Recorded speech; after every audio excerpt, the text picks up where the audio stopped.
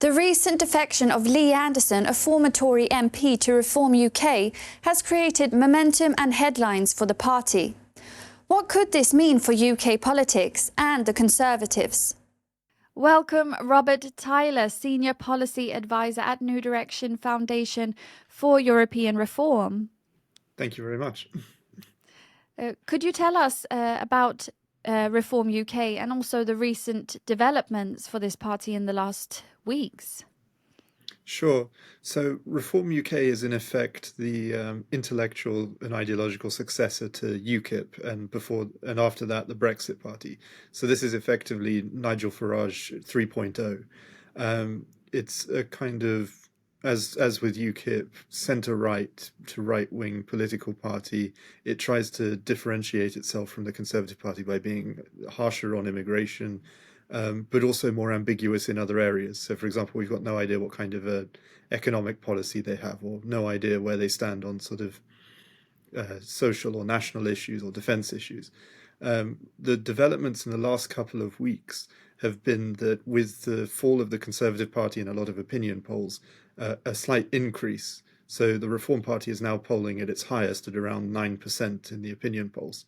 And to add to all of that, they've recently had a defection in the form of Lee Anderson, who was considered one of the sort of toughest of the Red Wall Conservative MPs under Boris Johnson.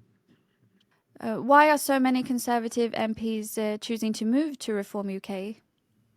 The best answer that we have for that is probably frustration.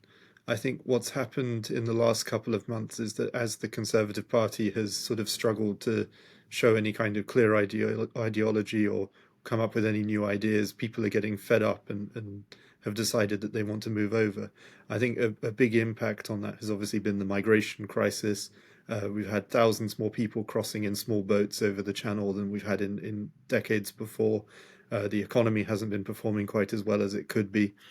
So I think a lot of people out of frustration are shifting. But it's interesting to see that a lot of members of parliament that had been expected to change parties have actually doubled down and said, no, actually the only way we can really change things is by staying in the Conservative Party and shifting things from within.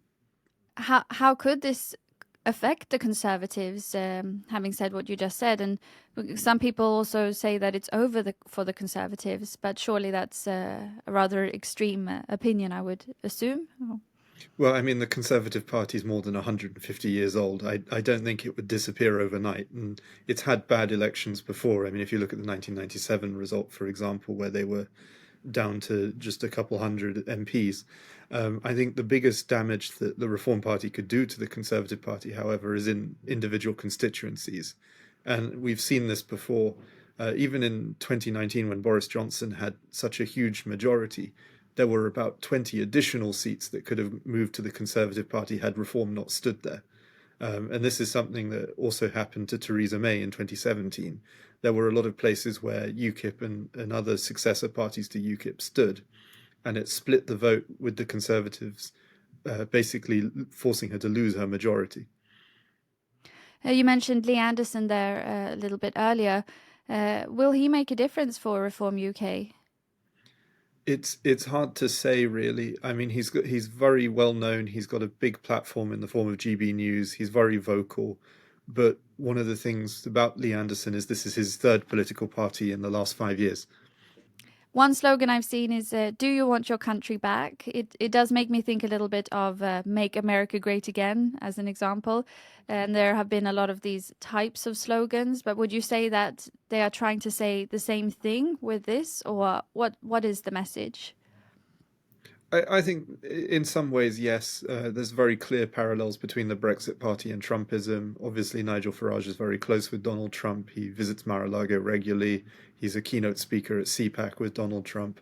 There are parallels to be drawn. And I think the sort of additional line that you could draw between them is just like Trumpism, you can't really tell where the Reform Party is on some issues. It's very fluid. It changes. It's sort of a classic centre-right or right-wing populism. And in light of that, it has been said by some people that it's a racist party. It's rather an extreme comment, of course. But why would people think so? I think it's because it really does take a much tougher line on immigration and on cultural identity and cultural issues. Certainly, if you look at Lee Anderson and people like that, they don't hold back on what they think about certain issues to do with immigration, especially when you look at situations in areas like Rochdale. It's also been said that this is a wake-up call for the Conservative Party. It's over for Rishi Sunak. Could you tell us more about these comments? Yeah, there's no doubt that Rishi Sunak is in an increasingly difficult position. The Conservative polling is as bad as it's been since Theresa May in 2017 when she came in fourth place in the European elections. Rishi has, as admirable of a politician as he's been, has just failed to re-energize the party. He's failed to re-engage with the public and get them excited about conservative politics. There's even, as of this week, been a talk of a plot to remove him and replace him with somebody else before the general election. Whether that would actually change things for the party, it's yet to be seen. And in light of that, with the general election coming up, what could these developments mean? And do you think it would be good to change Rishi Sunak so close to a general election? I tend to think that the public doesn't look kindly on political parties that change their leaders as often as the Conservatives have. I think if we were going to change leader, it would have needed to have happened probably last year. And I think that really it's hard to tell what the future of the Conservative Party is after the election, given that it's difficult to see who might even be back. And considering the polling and how the numbers have been changing, there are said to be a lot of big protests still going on related to Israel, Palestine. What do people want? Are people hoping for a power shift?